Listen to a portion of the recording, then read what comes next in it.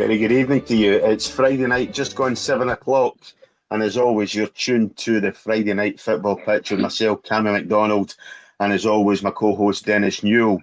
Tonight, Dennis and I should actually have it done together again as the theme tune. We're joined by former Clyde manager Billy Reid, obviously now at West Ham with his assistant, and Andy Millen, man of regular appearance on the show, obviously now at Green Up Morton. Guys, good evening to you. How are we? I'm fine. Everybody else? Good evening, Cammy. Good evening, Billy. Long time no speak. How's things? What have you been up to? Oh, it's been great, Cammy. Obviously, I've been down at West Ham for the past 8-9 weeks. A fantastic club. Really enjoying it, and hopefully we can do well this season. Yeah, indeed. Andy, how's things? It's been a number of weeks since we've been on. Obviously, try to get you on, but been a wee bit of scouting during the week, and obviously Morton having games on a Friday night. But how's things been? Yeah, been fine, Cammy. Place is just normal, working away hard and see where it takes. We've got 6 games to go. At the moment, we're sitting in 5th place, so we'll see where it goes. Yeah, sitting in 5th place, 4 points behind tomorrow's opponents, Partick Thistle. Yeah, tough game tomorrow. Brian Graham's done well. He's in there. He's 5 undefeated at the moment, so he's doing well for a pitch for the job. Obviously, that I'm sure he would enjoy taking. Yeah, Dennis, how's things? Busy week? I'm fine. Yes, just busy as usual at work. Being a dinosaur, you've got to plough on. So busy but good. Guys, can I ask you a question? Is Brian Graham the men's manager and the ladies' manager? He's the men's manager at the moment in term. He's the women's manager. He's the centre forward, and he's the captain. I think Mark Wilson. You see the budget cuts at 5 mil. Unbelievable. That's incredible. But Mark Wilson's helping them out. Yeah, Mark's more or less at the front, and then you've got him more or less just backing that up. So between the two of them are running with it, and they've done well. Done well. They've done well. Again, if you look at it, I still should be, Dennis. It should be the disbelieve Andy. The budget that Partick Thistle got this season, Billy, they had a shot at the start. There's some big money went about Partick Thistle, Ayr United, Wraith Rovers. Livingston can do for the Premier League, which you would expect. Maybe even your Hamilton's not throwing good money at it, Billy. Okay. For one goal. Should I get the sack, Andy? Should I get the manager at Thistle? Should I have? Well, because he's there that long. But their expectation, Dennis, is to be challenging for the league. Yeah. No fault. The gap that developed between Partick Thistle and then above that was Falkirk, Ayr United, and Livingston became too big. 10 points between them and Ayr United. Yeah. And there's a good group of players at Partick Thistle. Chris Dillon was able to do that, obviously with the budget that he had, and he did use it wisely. But for some unknown reason, it didn't really work out as well as maybe they would have hoped. Yeah. It's been great for me to see the rise of Falkirk again, come up with divisions and, challenging to get back up in the Premier League. Big club, Billy, Big club, always produce young players and, really doing really well at the moment. It's nice to see. Slipped up against Livingston. That's who you said maybe at the start of the season, Andy, Livingston. Yeah. Well, maybe a quarter into it, you said that Livingston was the best team you'd seen in the division. I fancied Livingston between the 2 18-yard boxes, Billy. But the one thing that's happened, Livingston probably don't score enough goals, Billy. Whereas Falkirk middle to front are really right on the front foot, and he's got a really attacking team middle to front, and they've got pace in the wider areas. John McClellan's had that team together probably, Billy. This is maybe going into their 3rd season now, Billy, and you can see that they play together. But I would say they've won the league now, but overall they've deserved to win the league. They have deserved to win. They're the best, the most consistent side over the season. And again, when Livingston maybe have drawn 0-0 or 1 each, Falkirk have nipped a game 2-1. Yeah. But they're a good side, Billy. And if you look at, you maybe not see that even down by where you're now, Billy, but the crowds are unbelievable. They're full houses. Yeah, at the Falkirk fantastic. Stadium. You know what I mean? They're getting 7,000. That, Billy, brilliant. And as you know, Billy, as well, playing against them and working against them, they are a big club, Billy. Yeah, They're a big club. Absolutely. Yeah. And they will do well getting into the Premier League and playing at home, but I don't know how they'll fare away from him. But Okay. John McGlynn and Paul Smith have done a great job. Great job. Yeah. You're talking about their consistency, Andy, and I mean the one thing about them is Livy have took 10 points off them, and yet they still sit 8 points behind them. You know, so that just shows you the consistency that Livy have had. But they're still they've played a game less than Falkirk, Cammy. It's still a big gap, Dennis. It's a big gap. There'll be only maybe 6 games left, Dennis, and they can even cut it down to 5. That's like another 2-game swing. So I mean, as I say, Falkirk, the gap's just become too much. And any time that Livingston had a chance to close the gap, they hadn't took it. And Ayr United's the same. Ayr United have lost their last 3 games, so they've maybe had a wee dip in form at the rank time of the season. Because again, Scott Brown's done well as well, Billy down there at Ayr. Yeah. Again, he's been well backed. The chairman down there has done a really, really good job in terms of. I don't know if you know, opposite the main stand, they built a new terracing bit with executive boxes. It's beautiful, and they've put obviously the chairman's backed Scott Brown really well. Mm. I watched actually. I was up at I watched the Airdrie versus Ayr United at Airdrie, and Ayr United that'd be a big strong side, you know. Functioning side, you know, strength in every area of the pitch. I think Airdrie had a lot of injuries late enough. Have Airdrie got any chance of coming back to where they are? Is it too late for them? But what I'll say, Billy, we played them, let's say, 6 weeks ago at Capello. Again, you know me well enough, Billy. I'm all respectful. We drew with them 1 each. People in our club mumping and moaning at that point, and actually says that could be a good point coming into the season because they're fighting. Yeah, and they are fighting. They're a good football side. Yep. And they're maybe not done as well as last season because they lost 4 or 5 of the experienced players. Yep. And he's got a really, really young side with no experience in his team, Billy. And that's maybe what's hunted him this season. But I still believe they've got a chance, Billy. I really do. And again, win tomorrow, winning Wednesday against Queen's Park at Hampden, and Dunfermline don't get a result tomorrow, the gap cuts again, Billy. Mm-hmm. And they've still to play Dunfermline, and they've still to play Queen's Park. Okay. So I still believe with 6 games to go, they've got a chance still of getting second bottom, Billy. I really do. I mean, at one stage they were well out at Billy, but to be fair to Rhys McCabe and his players. There's a game, Andy, on the 26th of April where Dunfermline are playing Airdrie. That's a 6-pointer. So I know it's near the end of the month, but the bottom line is that could be crucial. Whether or not it'll be done before then, Dennis, I know that. Close that gap. To close that gap. But I still believe they've got an outside chance, Billy, of finishing second bottom. Yeah. And Andy, how important was Scott Arfield signing for Falkirk?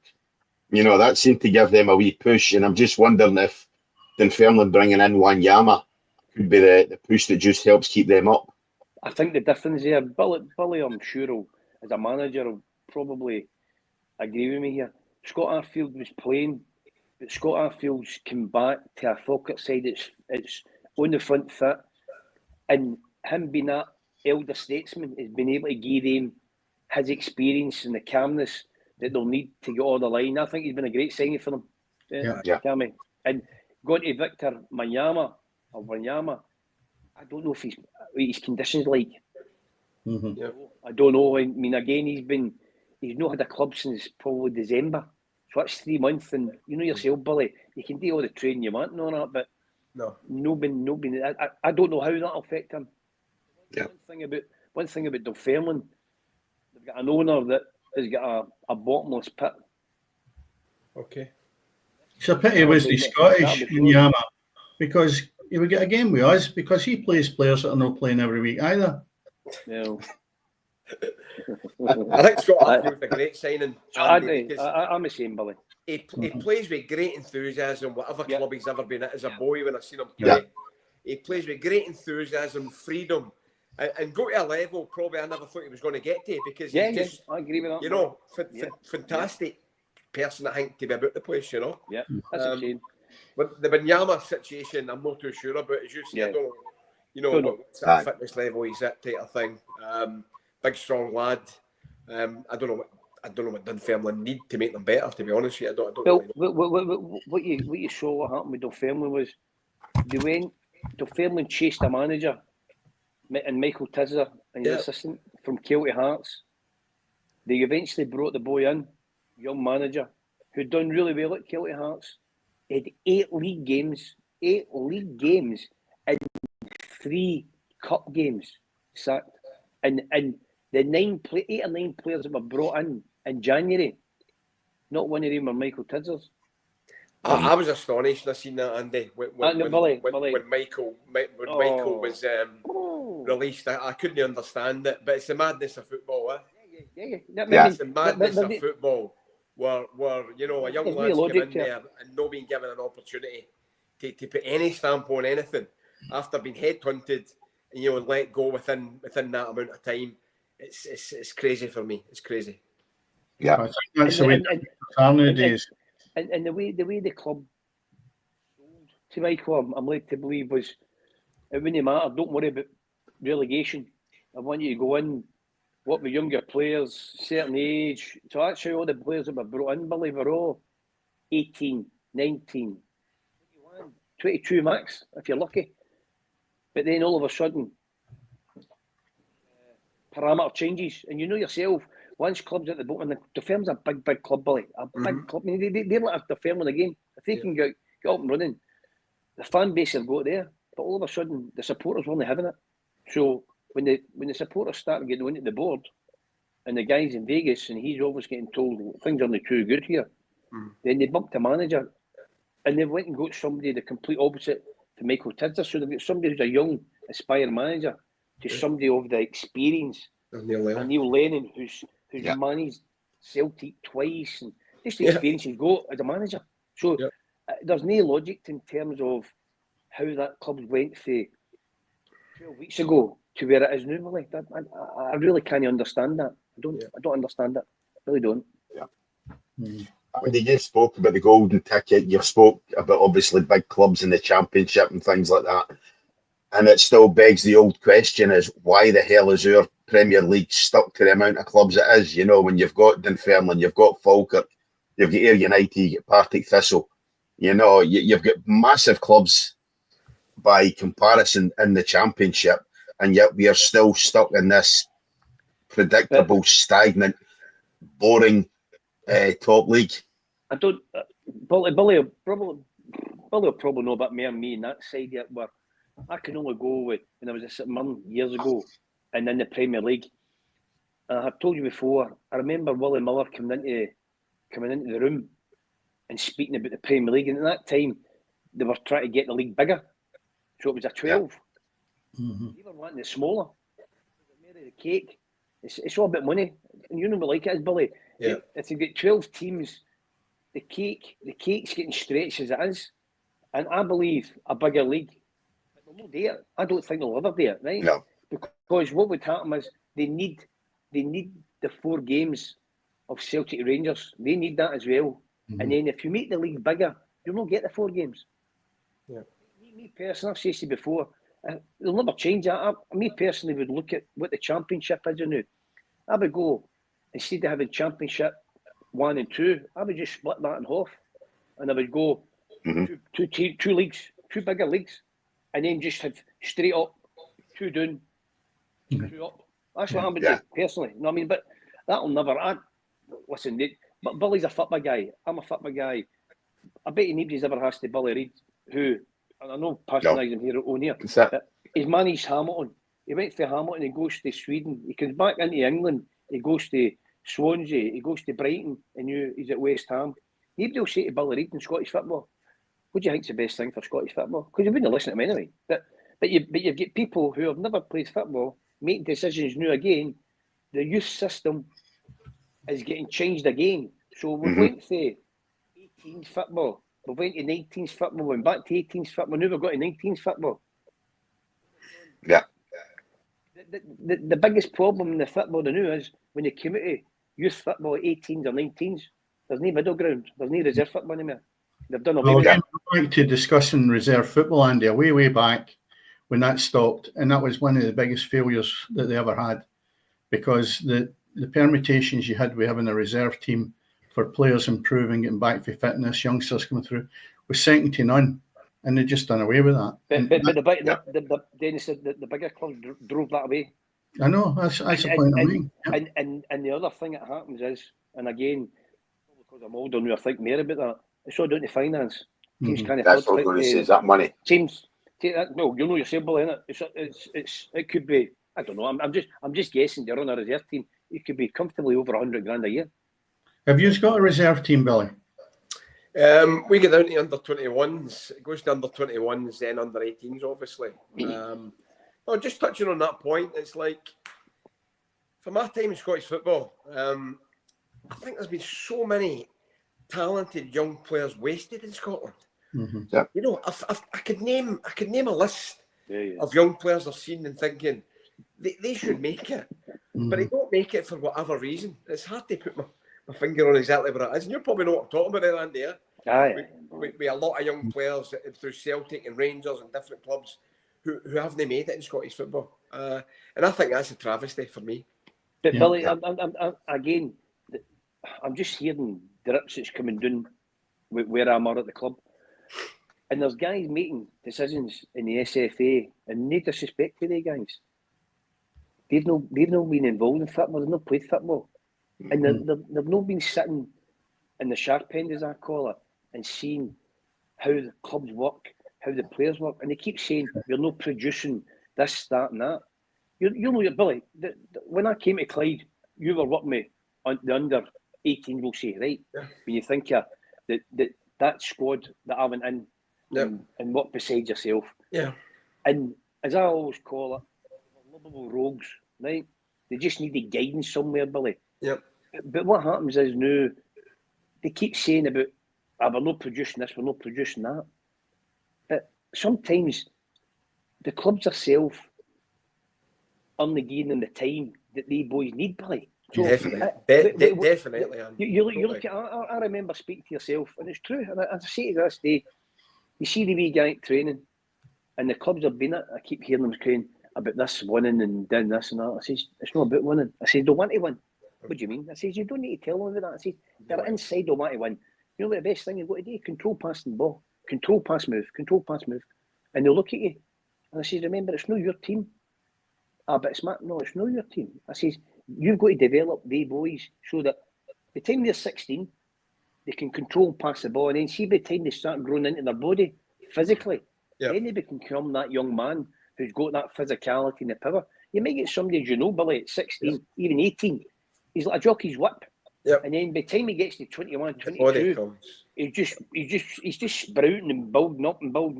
Yep. Everybody's different. And sometimes you'll get boys at 16, 14, 15, 16 who are a boy in a man's body.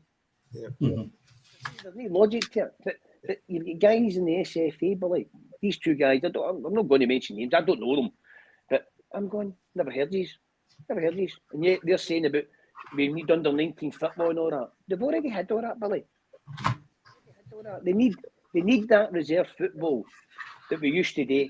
They don't do it anymore, Billy, because the big clubs don't want it. They don't want it. They don't want it. So what's happening is a lot of clubs now are discouraged away from that. And they kids that say 18, when the manager has got a first team squad, they'll just say 20 players, Billy, at our level. He's going to make a decision now on a young boy to come into that squad and no naturally play for them. But he's got to be part of his wage bill. You know yourself, Bill, how it all works. So that manager's got a budget, but he's one of the players of the 18 players who's going to take a wage off of him. Yeah. But he's not ready to play in the first team, Billy. No, of course. So there's nowhere for them to go. Yeah. Agree. Yeah. Dennis. Where do we go from the championship? Back down to England, I think. Okay. Billy, yes. How's it been since you left Sweden? Because we know the history of Sweden. We had you on the radio at that time when you were there. And then obviously you end up in Swansea, down to Brighton. Now, Brighton was a magnificent story and obviously a move you couldn't resist financially as well as a club, as Chelsea, and then you're now at West Ham. Looking and speaking to you recently, you've talked about how good West Ham is, but if you go back to the Brighton scenario, could you have taken that much further? Well, Dennis, when we left Brighton, it was 3 seasons and 8 games into the season.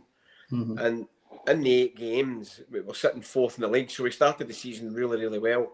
Yeah. You know, and then Chelsea came in. It was an offer and a job that Graham couldn't really, refuse.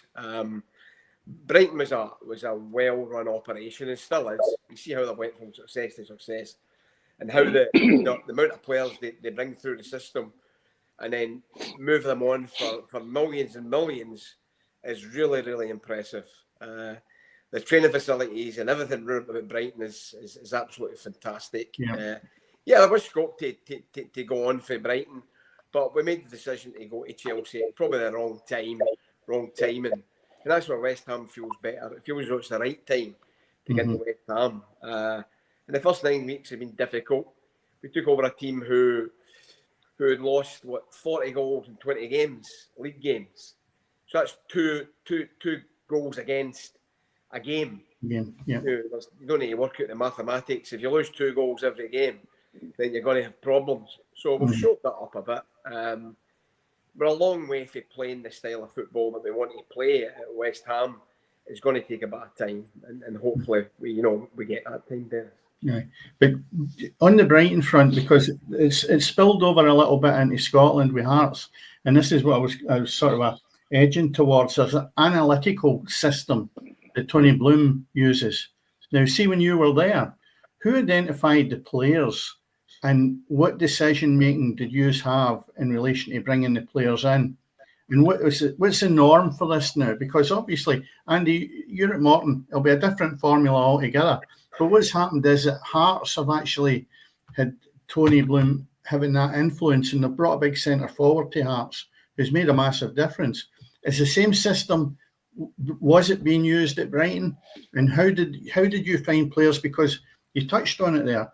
The amount of players and money that was made with players leaving Brighton that had done you a great job was incredible. You've even had World Cup winners in it, so is it a system? Because I asked one of the Hearts supporters last week who we had on how the system works. I'm not 100% sure yet. Is it something that you are really genned up on and have to be aware of? Dennis, we probably, weren't privy to the actual numbers in the system that was given. Right. Once they had identified players, then I wasn't, but Kyle McCauley and that were then asked what players that they would like if it would be Dan Ashworth as well. So what I will say is, I think it's a fantastic opportunity for Hearts Football Club to have Tony Bloom involved with them. They will pick players for different leagues, players you've not heard of. You'll bring them in, players you've not heard of, and I'm almost guarantee that this is going to be a success for Hearts. I'm almost certain it's a fantastic time to be a Hearts supporter with Tony Bloom involved at the football club. Yeah, but how does it? If we look at players, say like, I'm trying to think who you then say Trossard as an example. No, my favourite cup of tea. How did he arrive in the scene at Brighton as an example? And then you've got McAllister, World Cup winner. So how did you end up with him, Billy? It's just it's down to their numbers. They play in a specific league, and if their numbers come up to scratch, then you look at that player, and then you decide the player. Then you find out the character of the player. Yeah. You find out he's going to fit into your system. Alexis McAllister, still played with his team, in Argentina before he came here, so he developed a bit. Moises Caicedo came to the club. I think they paid £4 million for £4.5 million. But he went out to a club in Belgium, the bottom team in Belgium. And when he came back to us, they lost 7-0 in the last league game. Then he goes for $100 million to Chelsea. So they're incredible stories, Dennis. You'd be on all night telling us them, I know that. But it's just interesting how the game has changed. And that's then back to Andy, where you look at potentially the basement and bottom buys, Andy. I mean, where are you at Morton in relation to the story that Billy's got there, the way the English system works? The likes of, remember, and Billy will tell you that down in England, they're working on a different market to even Scotland, even Glasgow, Celtic, Rangers. I mean, the likes of Morton. Realistically, Dennis, we're at the bottom of the ladder, even in the Championship when it comes to players. And what I mean by that is, the agents will bring players on, and they'll go and they'll give them to the higher ones because you'll pay more money. That's normally what happens. Am I right, Billy? That'll even happen at the top end, right? And then they can't afford that, or they'll not want to pay that, so then they'll come. We're always the last call. It's slow. It's different where your level where if you've got a lot of Scottish boys, you're out and about games anyway, Dennis. But then if you've got a couple of English boys, which we have, we've got a couple for London, we've got a couple for one for Ireland, we've got one an English centre back. We've got probably five, 6 players that are on the Scottish. But some of the boys have played in the Championship. So you of them, 2 boys that the manager brought up, one for London, played non-league, and he brought another one for Wales, who played with, I think it was Connor Case. He went and saw them, and he made his judgment on watching them a couple of times. Because sometimes you have got to take a gamble sometimes, right, to freshen it up. But our level's not even a patch of where Billy is. So you're not really looking at the stats. That's what I mean. What Billy's... Billy will tell you this. He maybe don't know him. I'm not saying I know everything either. But what he means with stats is, just say we're talking shit. How many runs you make, how many goals you score, where do you score your goals to? If you're a wide player, what kind of mileage do you make? No, I've spoke twice about the mileage, how much running you do, how many crosses you do, how many cross entries or final entries, how many goals you score at the back post or whatever. And then you've got fullbacks. Again, and then they put it all in, Billy, and then you wash it all about, and then it comes out and goes, there's 5 players that have got ba. And then it comes down to picking the guy. But I don't know, Bill agrees with me. Me personally, if you're a player, regarding whether you're at, I'm just going to say, I know there's a different level of player, right? Whether you're at Albion Rovers or whether you're at Celtic, I'm talking about Scotland, timing and luck's a big thing. But Billy touched on it earlier, where there's a lot of good players never ever get the opportunity to go and play at a better level or a better club than what they are, because sometimes they're just no fashionable. Sometimes somebody doesn't give them that opportunity, and yet it's when you move from there and you go into a so-called bigger club, he's still the same player, but he's a better player because you're going to play with better players, and the game becomes easier then. That takes me to the point which is relevant here is, if you're 16-year-old, you're not going to have all these stats behind you. So, and you know, Dennis, develop a little bit later. I saw something, not on the paper, but on the phone.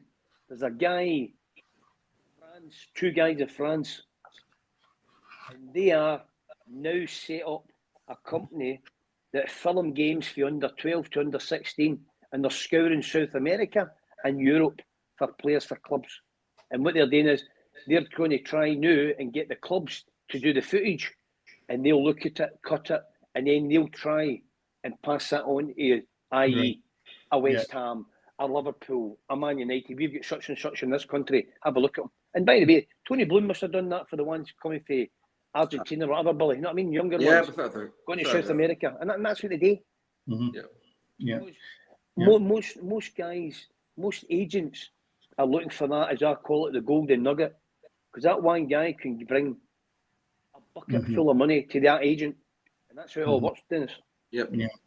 No, I think some of it's logical in the way it's done. Just sometimes maybe the dinosaur, as we know, is the fact that sometimes stats don't always add up to a good player, you know. And the days are gone by where you used to get managers and coaches standing at the touchline watching a game. When did you last do that looking at a player, Billy?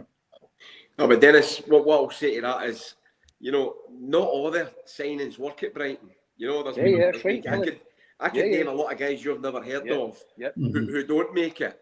But for the fees they're paying these guys and the money they're paying them, you know, coming from sort of lower leagues and different leagues, different quality leagues, it's still worth taking that opportunity, bringing in their system and try to push it through. And it's been proven, you know, right? But there is failures. You know, they take a chance in certain guys, and they don't, you know, they don't come through. And one of the big things, Andy, and you'll know as much as me in this, is the character of the player is huge. Yeah. Mm-hmm. Even more so in the modern game, I think it's going to look to that. Yeah. You know, you get the right people in your club, and you get a group of players, you can build something really, really strong. Really strong. You bring in 4 or 5 not so good characters, and it can go the other way so quickly. So quickly, and Andy knows. What see what Billy's saying. Sorry, Dennis, Cammy. I think I told you the story when I was at Kilmarnock. The Italian manager at that time, he brought in 2 players from Italy. The 2 of them were out of Juventus, and the boys spoke well, good English. One was a goalkeeper, one was a centre back, and they were telling us how it works there. Now, what's happened in abroad in Europe? This is new. What's happening in the English market? Just say if I talk to you like a Brighton, where in Juventus there was something like maybe 65, 70 players signed, but some of these boys would never be anywhere near the first team.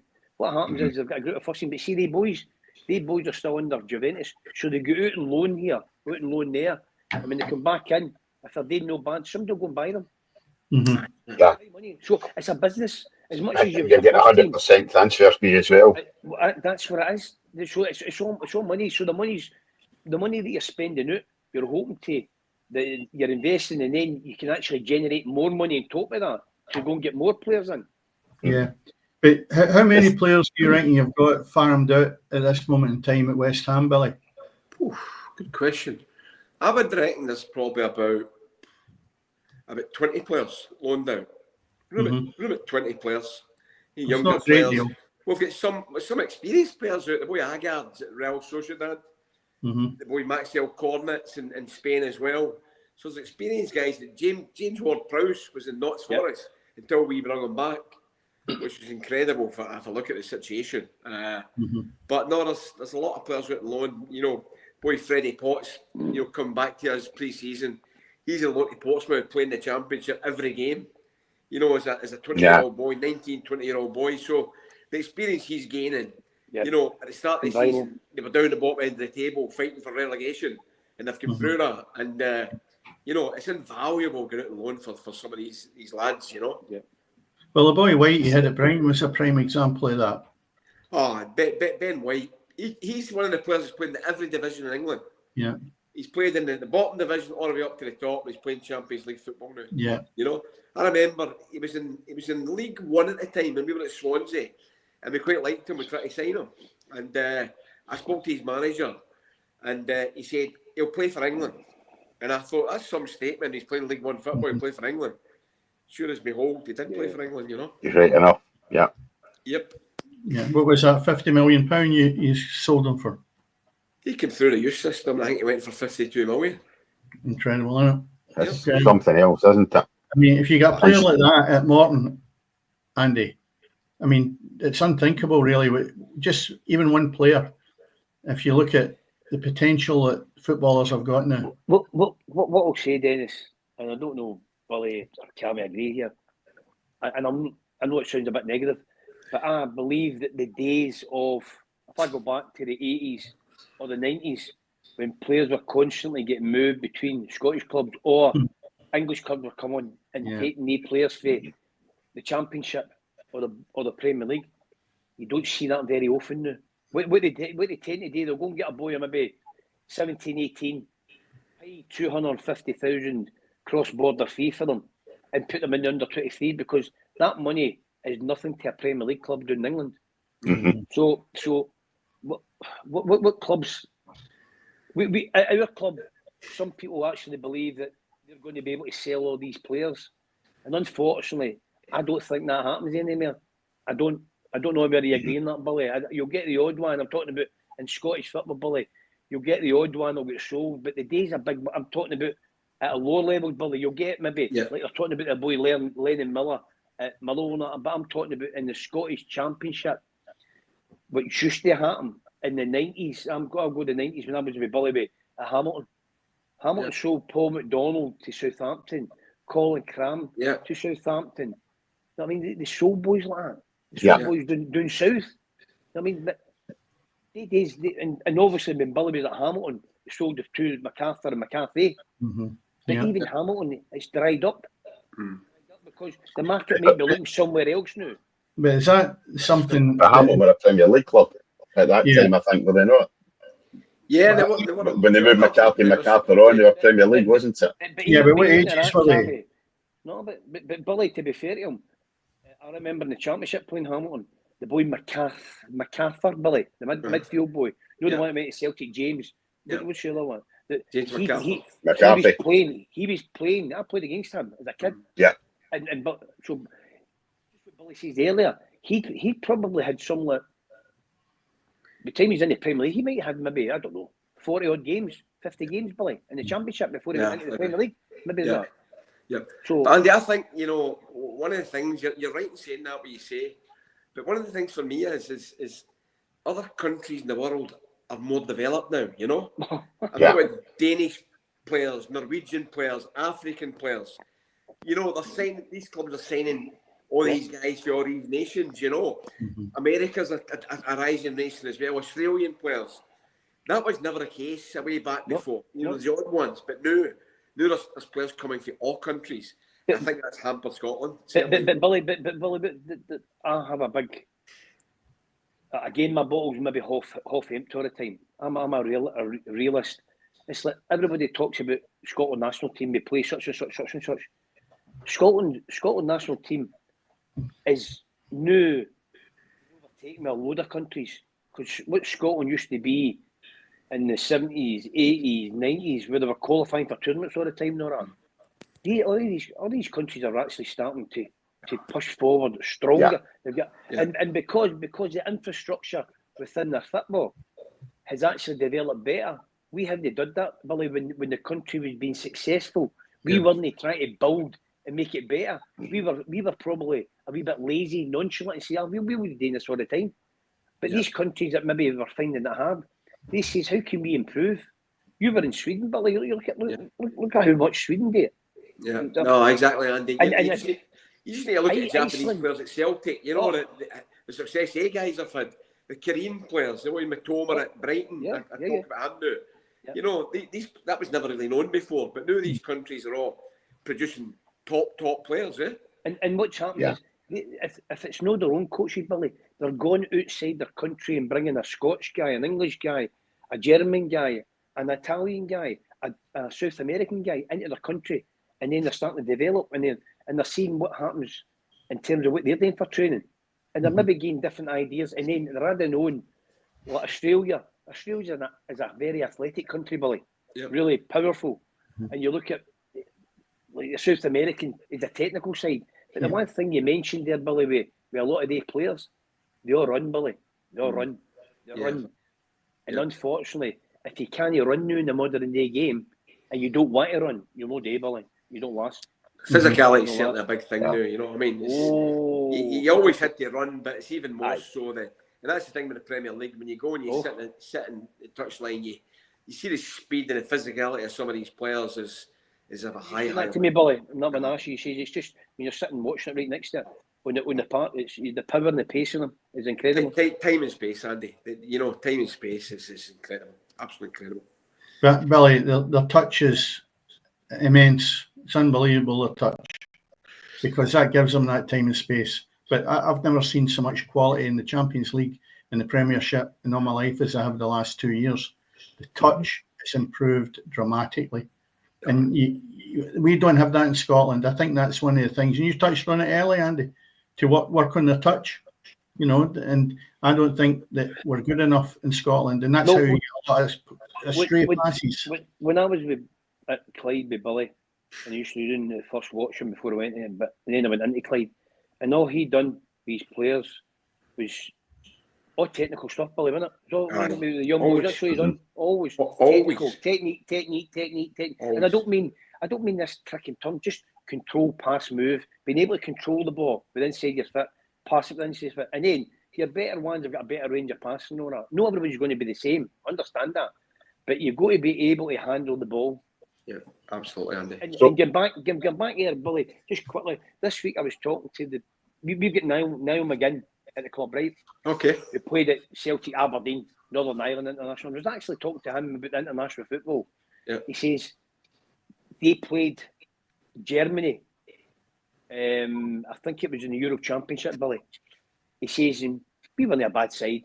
He says, and you're actually thinking, I was saying to him about just earlier about the power and the pace. He says, the Germans were a different world. He says, I kid you not, Andy. He says, every one of them were 6 foot plus. He says, they left the centre backs 1v1 at the back, and they just kept pushing. He says, but you actually think you're fit and you're strong. By the way, that's Northern Ireland, you know what I mean? And he's been a really good player, Niall McGinn. And he could run, Andy. He could run. Niall McGinn could move, you know. Yeah. No, he says the Germans were a different level, but that's what he says. He says, and not just one of them, the whole lot of them. The whole lot of them. And it's as I say, I remember actually a couple of years ago about the Premier League, and you just says the power when you're sitting watching it, they're just boom. Do you find that at your own training, Billy? It can be like absolutely, Andy. They can all move. You're playing the Premier League. You're an athlete, you know. You can move. You're there for a reason, type of thing. Yeah. I don't know. It's a different subject. I don't know if you've seen I watched a game. I watched Paris Saint-Germain play against Liverpool in the Champions League. And Paris Saint-Germain. Oh, now we're talking. That was frightening, Billy. That game in France was frightening. It's Liverpool, you know, 12 points clear in the Premier League. You see Paris Saint-Germain. Oh. Throw Liverpool all over the place. Technically, physically, was incredible. We had a raging game. It was at the time. And I mean, that was the astonishing thing, the fact they still lost the game, you know.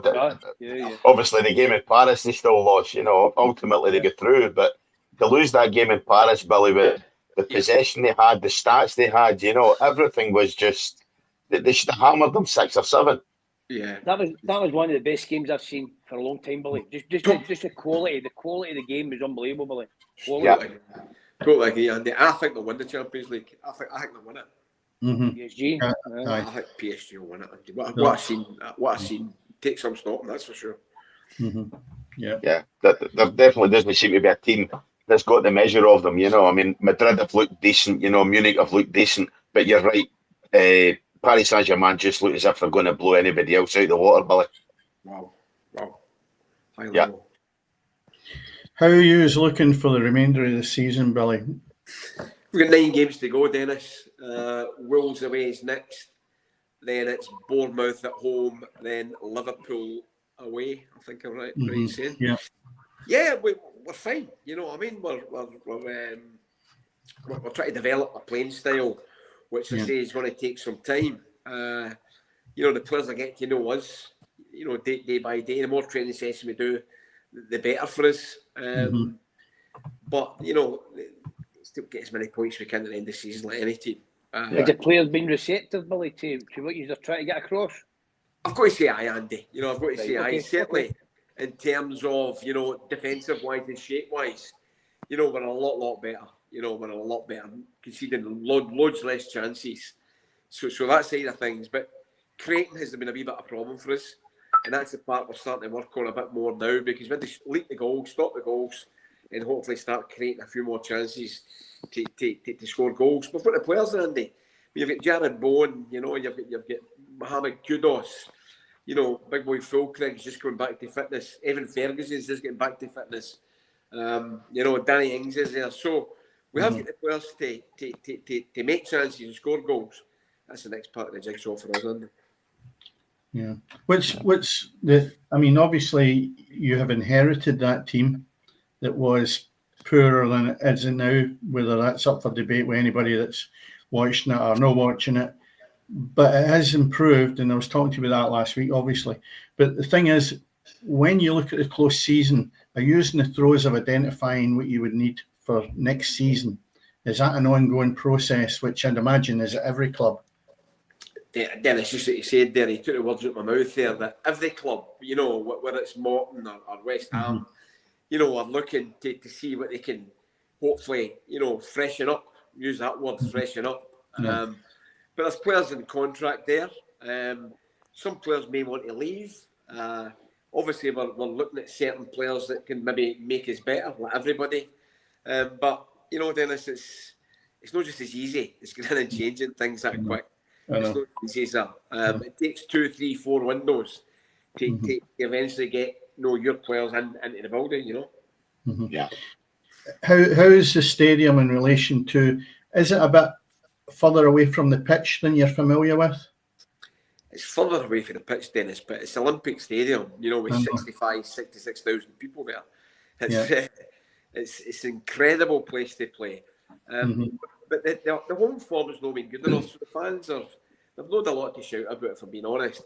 Yeah, it's a bit further away, but if you put a team in the pitch and it's, you know, it's winning games and playing on the front foot, the atmosphere there will be incredible, Dennis, you know? Yeah. Incredible. Yeah. Tell me something as well, Billy. What's the major changes you've seen in the game over the years? I mean, if you look at it, you and Andy got as well. Andy can go back with this. We always have a bit of banter about it. But the thing is, if you look back even for the days of not even junior, you take it to when you were playing and then into management and then into where you are now. I know we talked about all the stats and everything else, so that would probably be a key part of it. But can you think of maybe a couple of things that you can think, I'd never envisaged that's the way the game would be now? And it's just the infrastructure, you know, these big football clubs, you know, the analysts, how in-depth they go and everything, how everything the players do, you know, from the minute they walk in the morning to the leave is monitored. It's, you know, it's miles away from where me and Andy, you know, played at Hamilton Accies. It's just a different world, Dennis, you know. The entourage that goes to get away games, you know, the media and the press, you know, it's just a million miles away, you know. Staff-wise, how many staff do you reckon you've got? Because I noticed this with Man City when they win the league, they all get paraded out onto the park, and I stopped counting at 42 staff members. I mean, are you in that zone as well? We will be the same, Dennis. We will be the same. It's incredible, you know. I mean, what goes through behind the scenes. That's unbelievable, really, when you think it for a football match. Yeah, you know.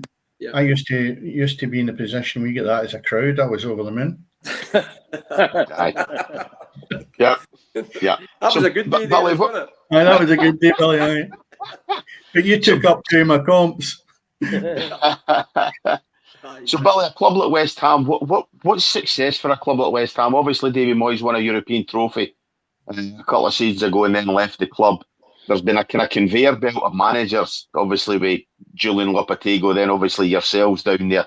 But what ultimately is seen as being success? What's a club like that looking for? You could probably say, Cammy, that you know, this is the thing down south that I find that all these clubs want to be in Europe, right? But they all can't get to Europe. It's impossible, you know. But I think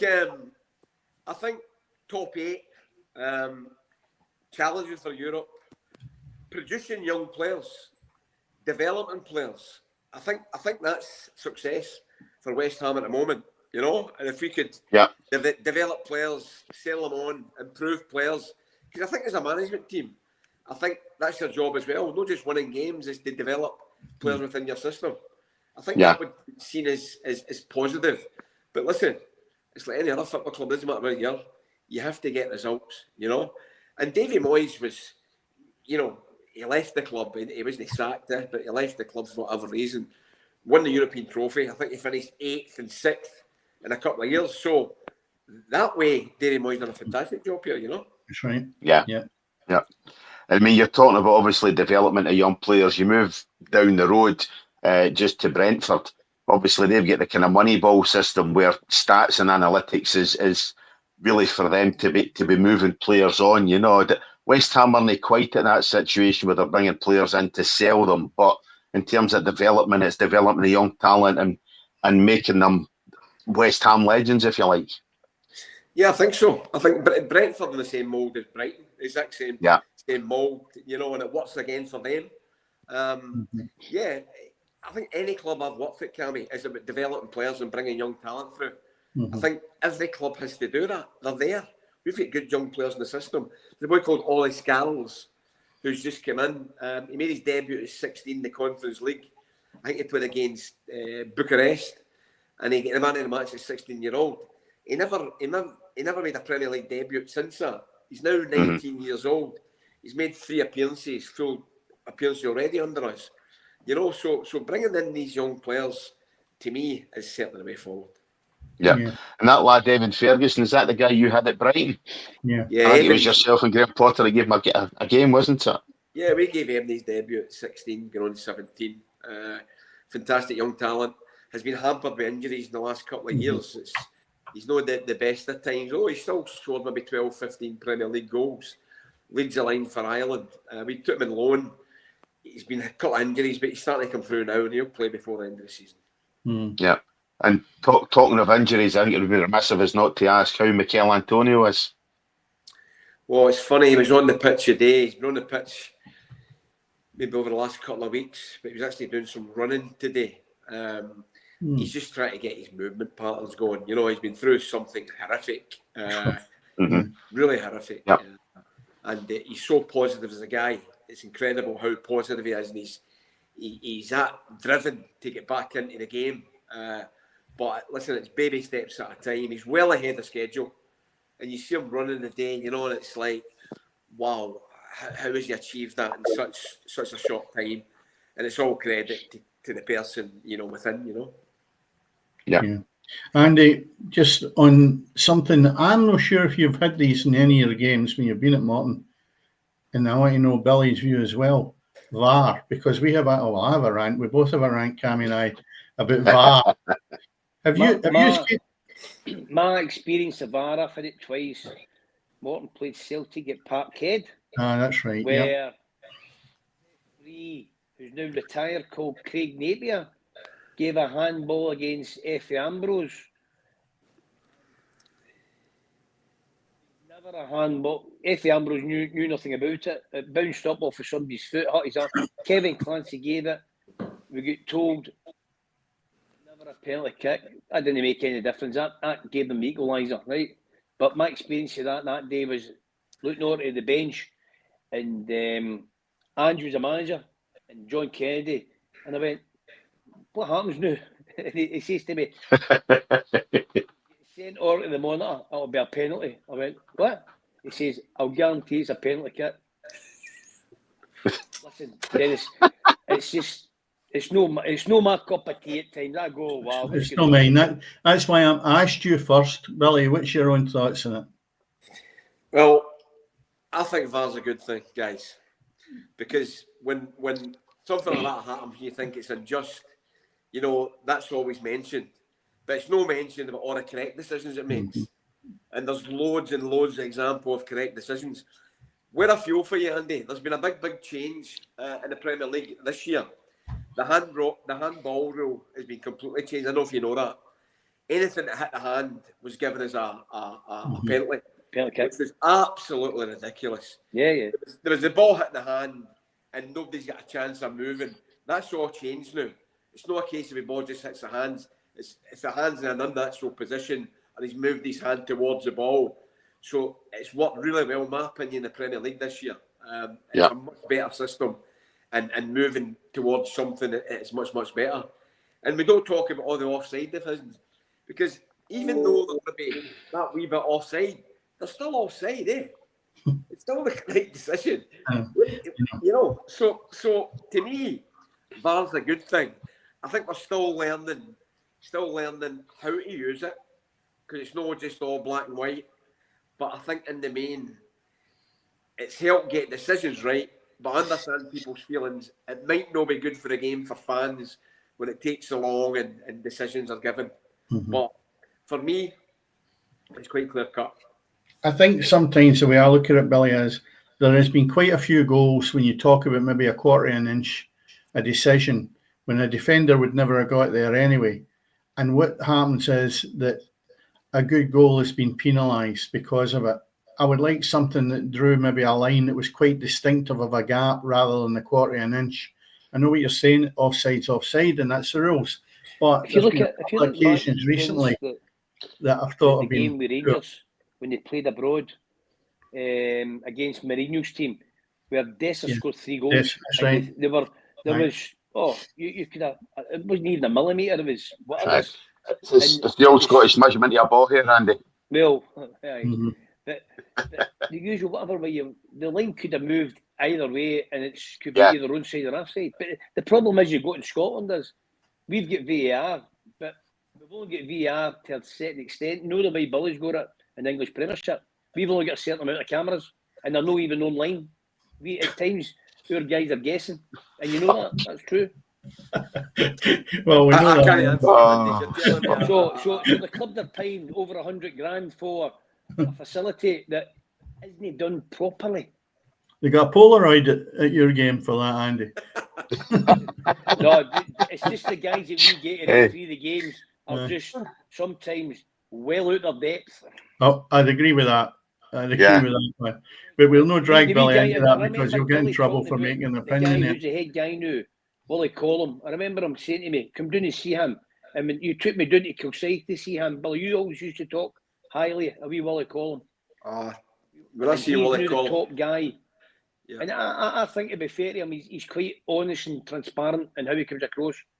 Dennis, I seen Willie Collum at Cumbernauld Juniors. It was a Rangers v Celtic under 18 game, and Willie Young was the supervisor at that time. And as you know, Christ, that's a while ago. I was watching the game, and I walked into Willie Young and went, "Who's that refereeing the game? He's gone to the top." You know what I mean? The way he handled the game, he was on top of everything. The way he did the players and. You know, people can have a go at him, but to me, he was destined for the top as soon as I seen him. I had him refereeing a few of my games when I was managing junior at Cumbernauld. Yep. I think he was like a 16-year-old. Yeah. And honestly, you thought he'd just come out of school. Yeah. And I'm with all this dirty dozen guys that were a mauled you for the price of a pint. And he's actually dictating to these guys. And honestly, I thought he was just a nasty wee piece of work. And he has gone to that level because his confidence overrode the deficiency he had, and that was looking so young. So, you know, he overrode that. He persevered, and he did become a very, very top referee. He was the best, Billy. He was the best. So, you know, but he was there a long while. I mean, you're going back 16-year-old. That was a way back in the 90s. So, Try to raise the standard of the referee now. Yeah. How have you found the referees down there, Billy? I think the standard's really high, Dennis. Is it? The standard, in my opinion, the referees in the Premier League is really, really high for refereeing the league. But the players are so physical and fast. I think they do a good job. You know what I mean? Dennis, I still referee games at training. I referee games at training. I'm not a bad referee. And how difficult it is, you know. I think they're maligned, but yeah, the decision's going to be made wrong. It's a human nature that things get 100%. But I refereed a couple of matches with the reserves at Albion Rovers, and if you can believe that, it was worse than I am as a player, Billy. Horrendous job as a referee, honestly. Absolutely brutal. I could never do that job. It's a thankless task. But I'll tell you what, when just defending English referees, they're fit as well, by the way. Yeah, of course. Because the movement in the game, they've really got to be on top of it. Yeah. But they're well paid, Dennis. They're well paid. They're well paid. Aye. I mean, that's what I was going to say. They deserve their money. The pressure they're under. But and, you know, that's a full-time job down there, Billy, as well. You know what I mean? They're well paid. So I was going to say, that's the difference there. It's a full-time. Yeah. What was that game in the second division you brought up? It was at Hamilton's pitch. It's one for maybe YouTube. The guy that was the referee playing with Clyde. We're going back maybe a month and a half ago now. Aye, I know. I'm trying to remember. Aye. I'm trying to remember the occasions yet, you know. Anyway, moving on. So, Billy, I'm going to touch on the fact that when we spoke last week, you were walking back for training at 5:15. Yeah. I mean, I was gobsmacked to hear you say that you leave at 6:05 in the morning to go to training. When everybody really thinks that managers and players work from 9 o'clock to 12, Andy will disagree with that because he knows different. But as supporters maybe in the terrace and don't realise the hours that were put in. And when you said to me when I was a bit taken aback that was quite early to be leaving at 6:05 in the morning to go to training and maybe no back just before 6. Dennis, your day consists of, because I leave here at 6:05, meet the coaches and the manager We're in the training ground for 6:40, and then we go to the gym for an hour and 15 minutes to about 8 o'clock, and then we have our breakfast, and then we start working. The players will come in at 10, probably a meeting 10:30 on the grass for 11:15, and then I'm back home roughly 5:30, 6 o'clock at night, most nights. So it's like 12 hours days, Dennis, but that's just the job, Yeah. Mm-hmm. And the thing you always done when you were at Brighton was that anywhere outside London, you flew. Are you still doing that? Because I know the state you were in, going near that Forth Road Bridge when you were playing golf last year. I don't like heights and that, Dennis. I still want to fly all the time, but I don't like it. But you're doing that at West Ham. You fly if you're going up to Liverpool and places like that. Yeah, but there's no so many flights because a lot of the clubs in London, you're London based. Brighton's not too far. Southampton's not too far. Just up at Liverpool, Manchester, Newcastle. Yeah. These places we fly then this year. Yeah. So how far do you have to go in the morning to training? Because obviously that's another element that is. Because we get into early, the traffic's really, really quiet. That's part of the reason we get in early as well. Yeah, right. Okay. You know what I mean? It's maybe 30 minutes because you're in. But if you get in there maybe 9 o'clock when the school runs on, it could take you an hour and 10, hour and 15 minutes, depending on the traffic, Dennis. Cammy, you've just remembered that offside goal. What was it? Aye, it was the referee blew basically for offside. The player was never offside. And him and his linesman spent the best part of 5 or 6 minutes. Took longer than a VAR decision for them to decide that nothing was happening, essentially, that they had to play on. But he did acknowledge the fact that he'd given the offside wrongly. I mean, Clyde player, he's about 6'6", and he was clearly 5 yards onside when the ball was played through. Linesman didn't give it. Referee gave the offside decision when he was not looking at the player and he was probably about 20 yards behind play. Gave the decision. Oh, mental, Andy, honestly. Gave the decision as offside. Blew before the ball hit the back of the net. So then obviously had to stop the game. And he spent the best part of 5 or 6 minutes debating with his linesman how he managed to restart the game and get away with it. And obviously I don't think he's refereed a game since, unfortunately, the guy. It's one of them you needed to see in YouTube. Talking about it doesn't have the same impact, but it's total incompetence. I was just looking for it there, but it's been removed for the Google Drive, obviously. And I don't have access to the Google Drive. I'll rephrase that. We can go back and see it in an old show, because obviously it is on that, but it's more fun than it's worth, I think, to go back and try and find it. Anyway, just finishing more or less off in a couple of points. Billy, do you go and see many games down there? I know you're snowed underway, but if you look at it, you're off now till Tuesday in relation to the next match you've got against Wolves. Have you? Do you take in games? Dennis, I think I try to take in most of the 21s games.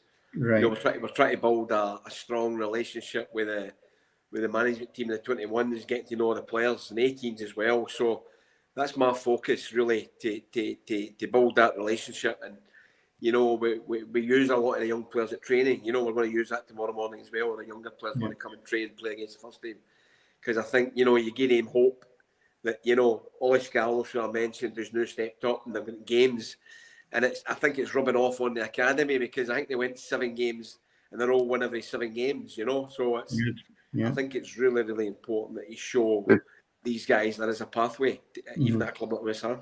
Right. And Bruno, is he taking more of an active part than he's been over the last few seasons? Because Bruno's taking a lot of training now. Bruno's been with us almost 5 and a bit years now. That's right.